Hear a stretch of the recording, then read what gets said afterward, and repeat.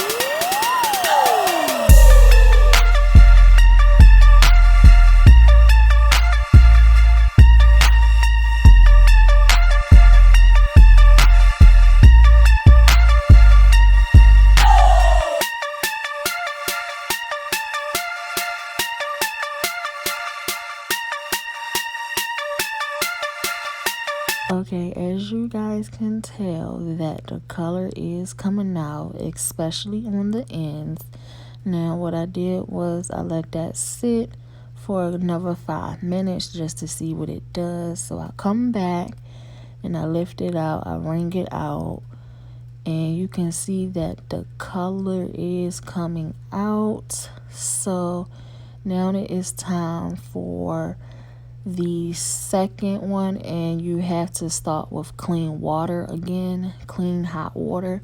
So I'm going in with the Dawn soap. Then I'm gonna go in with the baking soda. Now you don't really need a lot, don't be like me, because this does dry the hair out. However, I will be doing a deep condition. Then I added Head and Shoulders. You want to mix that all up. And after you mix it all up, you just repeat the same process by soaking the hair. I let that sit for 15 minutes as well, and I will come back and explain what happened with those results.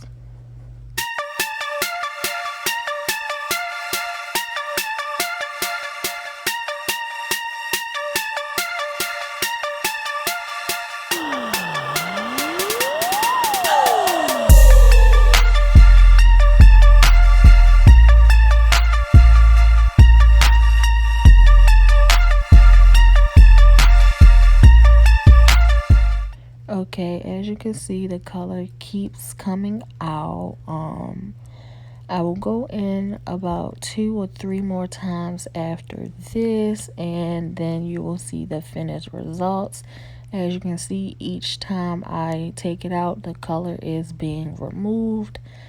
I guess however many times you do it depends on how bright the color is or how dark the color is. So I think it took me about 4 or 5 tries, possibly. I don't believe it was 5, but it could have been. I really wasn't counting. I was just going along with it. Now I will be going in one more time on camera, and I just repeat the same process over and over until basically the color came all the way out completely.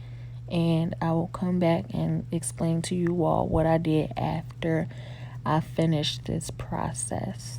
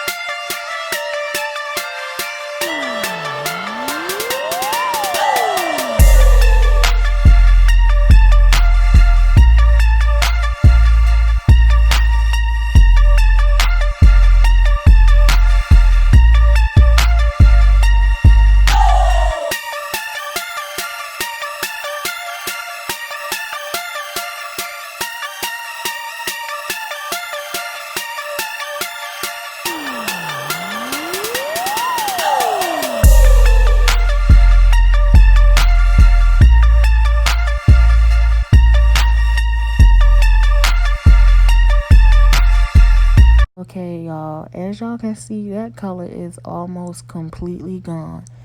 Like, I'm lifting it up out the water right now, and it's 613 basically. However, it does have some strands of green and a green tint. However, that did come out, and I will insert pictures and a video at the end of how it came out before I dyed it another color. So as you can see, that it's 613. I can't be mad at it. It's 613 hair. It might not be the original, but it did strip the color out. And here go a picture and video of the hair after I let it deep condition and in the process of air drying. Okay, y'all, in the previous clip, it still kind of had a green tint after it was completely air dry. So I went to Walmart, picked up some clarifying shampoo, some Revlon hair dye, and some blonde and silver shampoo. So I was debating on how I wanted to do this process. I didn't know whether to do one more process of that or whatever. So I picked up some silicone mix also and some lavender because that was the next shade, well, color I wanted to do. Now that is the hair completely dry. It still have a few green tints in it, not much, but the lace was still a little green. However, you couldn't really see it once you put it up against your skin tone. So yeah, I believe what I did was I basically just went in and used the clarifying shampoo because I said if I dye that hair that color, it would just be too much. So what I did was I used the clarifying shampoo first and washed it out normally, and then I went in and used the blonde and silver shampoo, and that basically got me the results I wanted. Then after all of that, I used the silicone mix to bring the hair back to life because it was feeling a little dry. And I will be inserting pictures and videos right about now.